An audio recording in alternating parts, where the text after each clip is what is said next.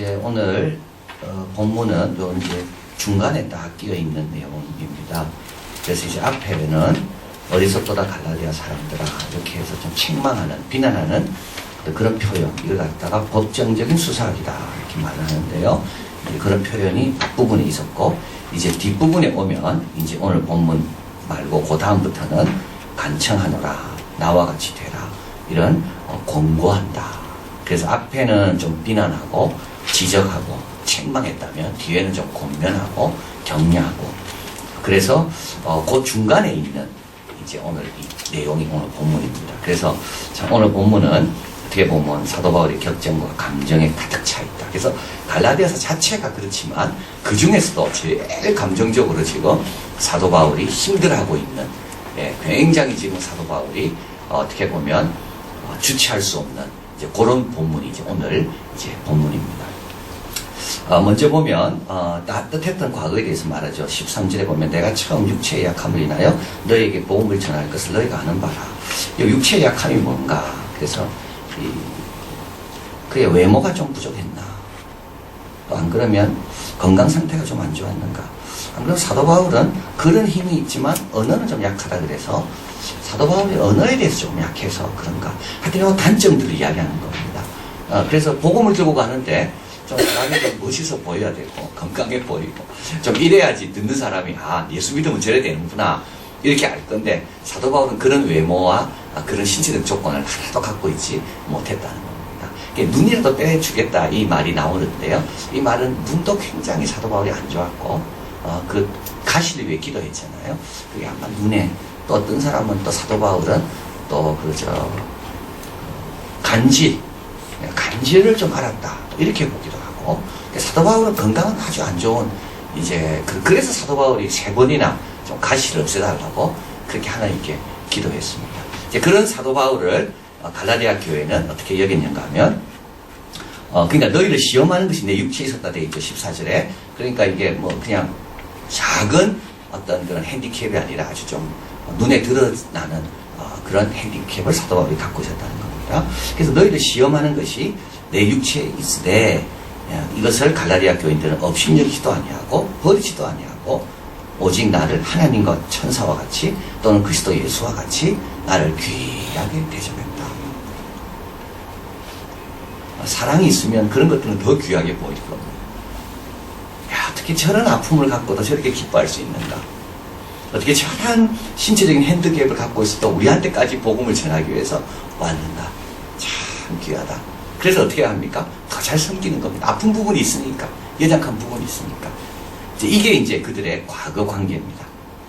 15절, 내가 너희에게 증거하는, 너희가 할 수만 있었다면 그때는 말합니다. 그때 너희의 눈이라도 빼어 나를 죽었어. 그 정도, 이 눈을 뺀다는 말은 이게 뭡니까? 이건 극단적인, 다른 사람의 복리를 위해서 어디까지 내가 할 수 있는가? 가장 극단적인 것이 바로 이 눈을 빼는 건데, 그때 갈라디아 교인들은 사도 바울을 위해서 나는 눈도 빼줄 수 있다 막 이렇게 고백하고 얼마나 잘했는지.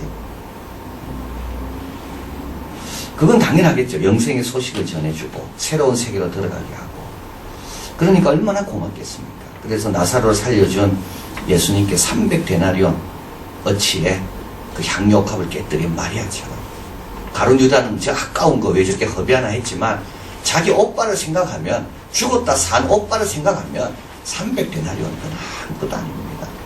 그러니까 이제 갈라디아 교인들도 그렇게 생각했다는 겁니다. 사도 바울을 우리에게 영생을 갖게 하고 하나님과의 관계를, 자녀의 관계를 허락하게 하고 그 복음을 전해준 이 사도 바울, 눈 하나 정도야 눈 2개도 뺄 수 있는 거죠. 그 정도로 사도 바울을 귀하게 여기고 사도 바울 관계가 정말 좋았다는 겁니다. 자, 그런데 이제 15절, 너희의 복이 지금 어디 있느냐. 이게 참 중요한 말인 것 같아요. 너희의 복이 지금 어디 있습니까? 그때 그 행복은 어디 갔습니까? 그때의 감사는 어디 갔습니까? 여전히 복받고 여전히 하나님 자녀됨에도 불구하고 감사와 감동이 다 사라졌습니다. 여러분, 이거 우리 가정에 물어봐야 됩니다. 여러분 스스로 물어봐야 됩니다. 그때의 복은 어디 갔냐? 그때보다 훨씬 잘 살고 그때보다 훨씬 편한데도 감사는 없고 불평만 있고 그때의 복은 어디 갔습니까? 너희의 복은 지금 어디 있습니까? 이게 중요한 거죠. 지금 어디 있습니까? 그 복이. 15절 그런즉 내가 너희에게 참된 말을 함으로 원수가 되었냐. 그래서 매튜 헬리는 말합니다. 눈을 빼주던 자들이 지금 사도 바울의 눈을 빼려고 있다는 겁니다. 자신의 눈을 빼주겠다고 그렇게 말하던 자들이 지금은 사도 바울의 눈을 빼. 여러분 이런 경우 많이 봅니다. 그래서 우리 그 목회 부임하러 갈 때 이삿짐 받으러 온 분이 나중에 쫓아낸다 그러잖아요. 예? 막 모셔온다고 앞장서가지고 크게 앞장서가지고 뭐 이런 목사님 없다고 그래 모셔와놓고 어떻게 돼요? 진리를 말하면요 어떻게 됩니까? 원수 된다니까요.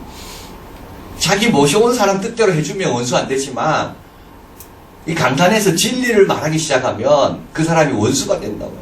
그 다음부터 그 사람 이삿짐 빨리 싸게 쫓아내는 거 아닙니까?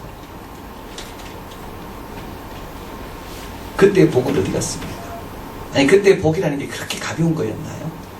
자, 우리가 한번 더 생각해 봐야 돼요. 그때 내 은혜는 정말 이것밖에 안 되나? 내 은혜의 무게는 이렇게 바람이 나는 겨밖에 안 되나?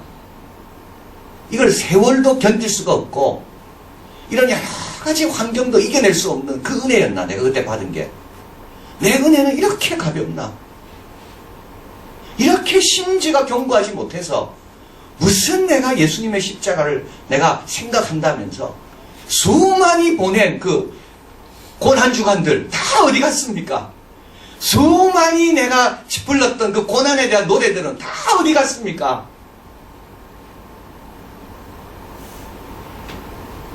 그런즉 내가 너희에게 참된 말을 함으로 원수가 되었느냐? 그 이유가 있습니다. 두 가지입니다. 17절 같이 읽어봅니다. 저희가 너희를 대하여 열심을 내는 것은 좋은 뜻이 아니요 오직 너희를 이감 붙여 너희로 저희를 대하여 열심을 내게 하려 합니다. 이런 음성들 때문에 흔들리는 겁니다. 이간질 시키는 자들요. 중간에 딱 끼어가서 참 행복했거든요. 사도 바울과 갈라디아 교인들은. 그런데 그렇게 꼭 끼어드는 것들이 있습니다. 아주 열심히 있죠. 열심을 냅니다. 그래서 꼭 이렇게 이야기합니다. 저 사람들은 말만 하지 열심은 없다. 이러면서 자기는 열심을 냅니다. 근데 열심을 왜 냅니까?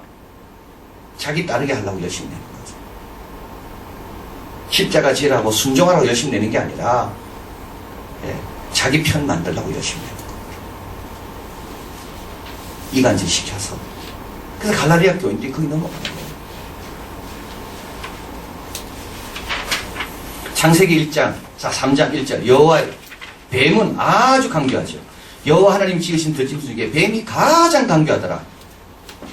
그 뱀이 이야기합니다. 너희가 그것을 먹는 날에 너희 눈이 밝아 하늘같이 되어 선악을 알게 할 줄 하나님이 아십니다. 요게 뱀이 하는 일입니다. 항상 끼어들어서 이간질 시키는 거는 그 뱀이 하는 일입니다. 그게 창세기 때부터 지금까지도 뱀은 항상 일을 하고 있습니다. 때로는 우리 마음에 이런 걸 심어주기도 하고요. 때로는요 다른 사람을 통해서 그렇게 합니다.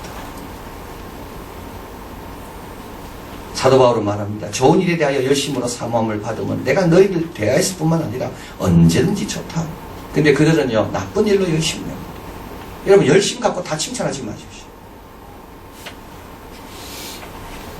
오히려 열심히 망치는 경우가 너무 많습니다. 다른 사람도 망치고 자기도 망치고. 좋은 일에 대하여 열심히 해야 돼요. 그리고 우리가 이런 일에 쓰임 받으면 안 돼요. 우리가 이런 일에 쓰임 받으면 안 돼요.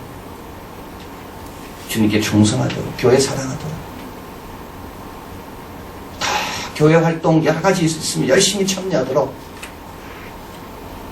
그게 우리가 하나님 앞에 복 받는 길입니다. 그럼 본인도 행복합니다. 자, 그래서 이런 거짓 교사들은 언제나 있었고요. 창세기부터 지금까지도 있고 또 우리 가운데도 있습니다. 에덴 동산이 얼마나 좋은 곳입니까? 근데도 뱀은 들어왔거든요. 예수님의 제자들 가운데도 있어서 예수님의 사탄을 물러가라 이야기하셨죠.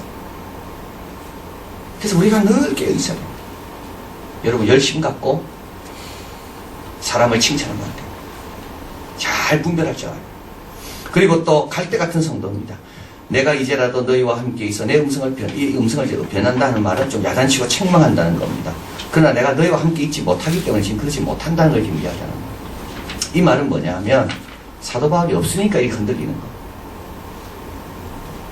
그리스도의 은혜를 부르신 이를 너희가 이같이 속히 떠나 다른 복음을 쫓는 걸 내가 이상히 여기노라. 왜 이렇게 속히 떠나냐? 왜 이렇게 빨리 판단하고 왜 이렇게 빨리 결정하고 좀 지켜보고 하나님께 좀 물어보고 들었던 말씀 좀 생각해보고 3장 1절 같이 읽어봅니다. 어리석도다 갈라디아 사람들아 예수 그리스도께서 십자가에 못 박힌 것이 너희 눈앞에 밝히 보이거늘 누가 너희를 깨더냐. 에베소 4장 1절 14절 이는 우리가 이제부터 어린아이가 되지 아니하여 사람의 괴술과 관산 유혹에 빠져 모든 교훈의 풍주에 밀려 요동치 않게 하려 합니다. 여러분 요동하는 분은요 어린아이라고 생각하면 딱 맞습니다. 이 말 들으면 이렇게 흔들리고 저 말 들으면 저렇게 흔들리고 이거는 딱 어린아이입니다. 근데 그 말이 특히 어떤 말입니까? 간사한 말입니다.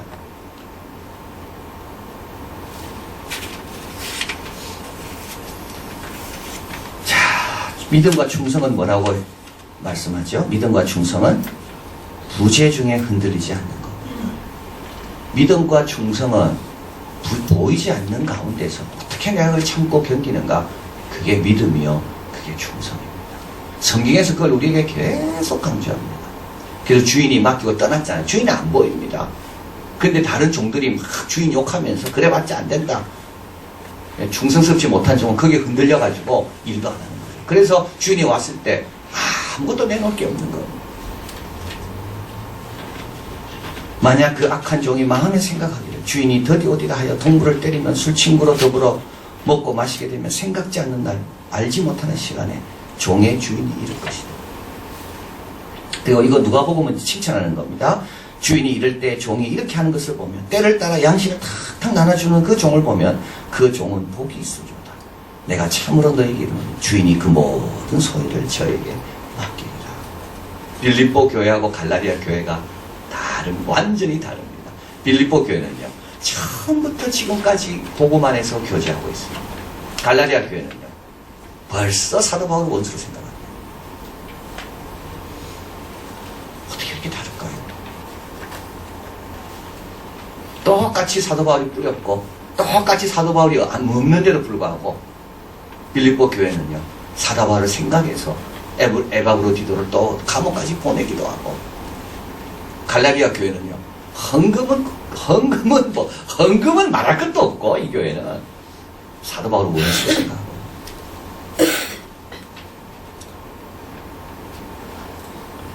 하나님께서 어떤 교회에 뭘 더 맡기겠습니까? 어떤 성도에게 뭘 더 맡기겠습니까? 부재 중에 믿음으로 충성스럽게 잘 감당하면 하나님이 더 맡기십니다. 그러나 그렇지 않으면 있는 것도 뺏어가시는 거죠. 자, 19절 같이 읽어봅니다. 나의 자녀들아 너희 속에 그리스도의 형상이 이루기까지 다시 너희를 위하여 해산하는 수고를 하노니. 자, 여기서 사도 바울은 참된 교사는 거짓 교사 앞에 나왔기 때문에요. 참된 교사는 어떤 사람이냐면 여전히 사랑합니다. 그러나 이게 목표가 중요합니다. 그리스도의 형상을 이루는 게 목표입니다. 내 사람을 만드는 게 아닙니다. 내 편 만드는 게 아닙니다. 그죠? 이게 너무 중요한 거 아닙니까? 그리스도의 형상을 이룰 수 있도록 이 사람은 그리스도의 형상을 이루기 위해서는 어떻게 해야 됩니까? 답이 다 나와 있잖아요. 순종해야 되고 기도 열심히 해야 되고 말씀 예배 열심히 드려야 되고 그렇게 안내하는 그 사람이 참된 교사라고요. 그리스도의 형상이 그 안에 이루도록. 그리고 다시 수고하는 것을 두려워하지 않습니다. 여기 해산이란 말이 참 중요합니다. 이 해산이란 말은 사도 바울은 보통 안 썼는데 여기만 쓰고 있습니다. 해산은 뭡니까? 이건 새로운 세상으로 태어나는 게 해산이죠. 그런데 새로운 세상으로 태어나면 이게 가장 기본적인 것이 이게 해산입니다. 뭐로 돌아가요? 가장 기본으로 돌아갑니다. 가장 기본으로 돌아갑니다. 그래서 좋은 교사는 어떤 교사입니까? 가장 기본으로 돌아갑니다. 그게 제일 중요합니다. 그게 힘든 거거든요. 그 가운데 기본이 잘 되면 그 다음에 그 기초 위에 그리스도의 형상이 빚어지기 시작합니다. 그래서 해산이라는 말은 일부러 이렇게 쓴 겁니다. 자, 결론입니다. 15절 사도 바울은 질문합니다. 너희의 복이 지금 어디냐? 그때 그 행복했던 시간도 지금도 여전히 그렇습니까? 그리고 지금 이 행복한 순간을 오늘 새벽에 말씀한 것처럼 보존하여 지켜야 되는데, 보존하고 지키기 위해서는 어떻게 해야 될까요? 충성해야 되고 비례해야 되는 거예요. 12절에 사도 바울은 말합니다. 형제들아, 내가 너희와 같이 되었은즉 너희도 나와 같이 되기를 구하노라. 내가 너희가 내게 해롭게 하지 아니하였노라.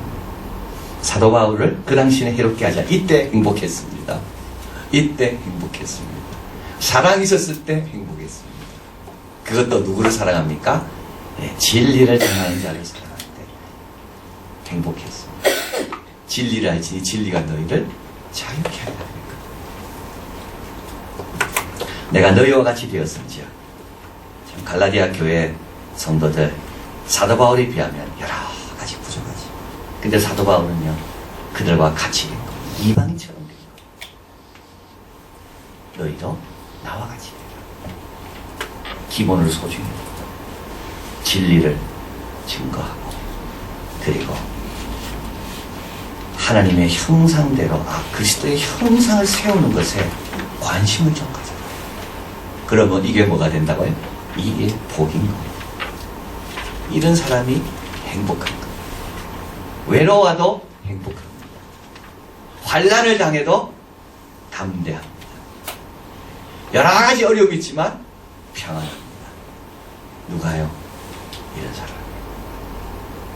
그래서 오늘 말씀을 꼭 기억하고, 나의 복은 어디 있는가? 그때 그 행복했던 시간들은 지금도 그런가? 계속 기도하면서 가볍지 않다. 내 신앙의 무게가 가볍지 않다. 그래서 뿌리 내릴 때까지 견디는 그 무게로 내가 잘 기도하겠습니다.